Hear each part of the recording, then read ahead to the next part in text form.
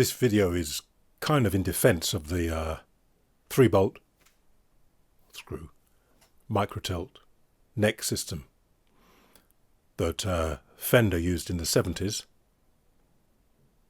Now, I don't know if it's a Leo Fender design, but interestingly, Leo Fender went to Music Man for a while, and Music Man had the 3-bolt system, and then Leo Fender set up G&L, which is his last company, and G&L used a 3-bolt system.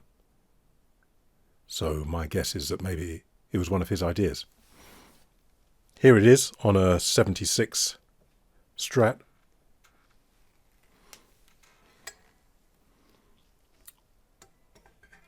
You can see there with the 2 screws there, and this one which you loosen, and then the Allen key which tilts the neck. More on that later. And here it is on a, what is this, 91? I wrote on it somewhere. A 92 G&L Legacy. Same thing. What it does and why. With the angle of the neck, and Fender do it today with 4 bolts with a micro tilt. But if the angle is too shallow, if you like, then sometimes your adjustment on the saddles here will bottom out. You won't have enough adjustment. Talking of adjusting, and then I have to hold it in a very funny place. But hey, it means if the angle's like that, the screws go all the way down and you still haven't got enough leeway. And also on these, I don't know if you can see, even though this is adjusted, the Allen keys are sticking up, which isn't all that comfortable if you're trying to palm mute. So what you can do is then adjust the neck this way, which obviously puts the strings at that angle, and then you can raise the saddles. This particular one, I don't know if you can see it. You might it's very difficult.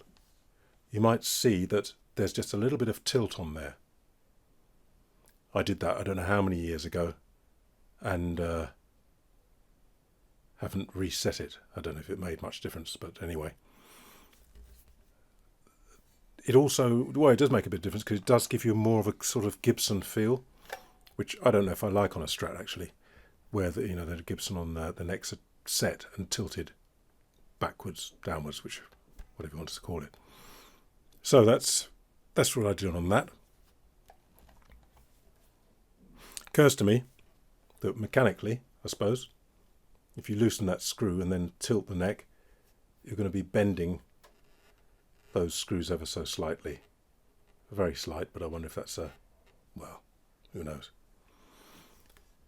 The neck pocket, which we're going to come onto on this particular one, is close. Though there is a gap under here, you can't see it because the scratch plate, when I had the scratch plate off, there's quite a gap. But I suppose we'll need some gap for that movement. And quite tight there. I was aware of that when I was buying it in 76, because around about the 70s people were talking about that, and some of them had quite a gap around the neck pocket. The G&L has different design here, and those aren't an issue. They don't stick up. And that's got plenty of leeway to go down, and the neck, as you can probably see, I haven't used a tilt at all. The neck pocket on this, if you can see, I don't know, quite tight. Now, what are the issues then? I've told you why. Stop the saddles bottoming out, stop the Allen keys on your palm, the feel of it more Gibson-like. Criticisms were neck movement in the pocket. Only 3 screws instead of 4. Seems to me it's likely to be the case. The more screws within reason, if you've got space for them, the merrier, I'd have thought, for stability. However, I've had 4 bolt. I'm going to keep saying bolt because everybody does it, screws. But I've had 4 bolt necks that are out of alignment. So it doesn't mean that they're immune to such things. The neck pocket, of course, would make a difference if it's really tight, but I've seen several pictures over the years of 50s and 60s Strats with quite a gap in the neck pocket. So I don't think it's just a 70s thing by any means.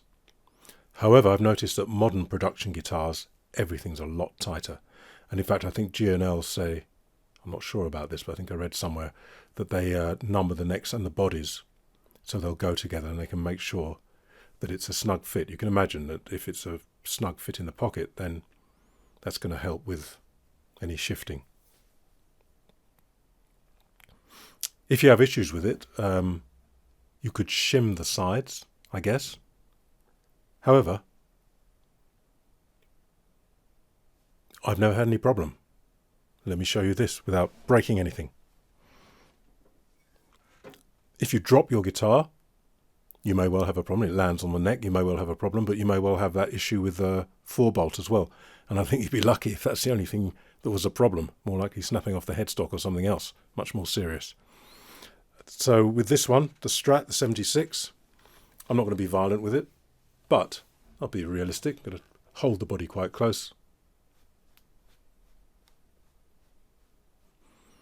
No. On one guitar, which was misaligned, I loosened the screws slightly and did that, and you had and then I looked and it was fine and I tightened it. So I've never had a problem with this. The screws are tight but not over tight because I don't want to strip the obviously the wood, just sensibly so, and then a couple of days and then maybe another until you feel that's enough. Let's try the other one. Lovely guitar. It's a G&L Legacy 92. Let me embrace her firmly. And let's have a go here.